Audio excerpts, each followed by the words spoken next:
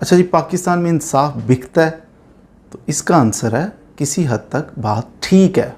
वजह क्या है कि देखिए, एक बंदे के साथ जुल्म हो जाए, ज़्यादती हो जाए, या आपके साथ भी ज़्यादती हो, जुल्म हो जाए आपके साथ, डिपेंड किस चीज़ पे करता है? दो तीन चीज़ों पे डिपेंड करता है।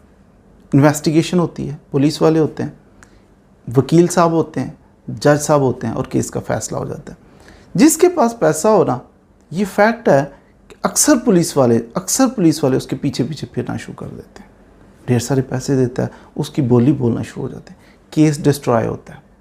वकील साहब, अच्छे वकील साहब आपको मिल जाएं, आप उनकी फ़ीस अफोर्ड करें, फ़ीस दें, अच्छा वकील है तो एक्सपीरियंसड है, तजर्बाकार है, बड़ा जनाब इल्म वाला है, वो मिल जाए आपको केस को बेहतर। अगर कोई वकील साहब ऐसे मिल जाएं कि कानून नहीं जानते अच्छे तरीके से, एक्सपीरियंस नहीं है, थोड़ी सी फ़ीस लेके केस को तबाह कर सकते हैं। जजेस के बारे में कुछ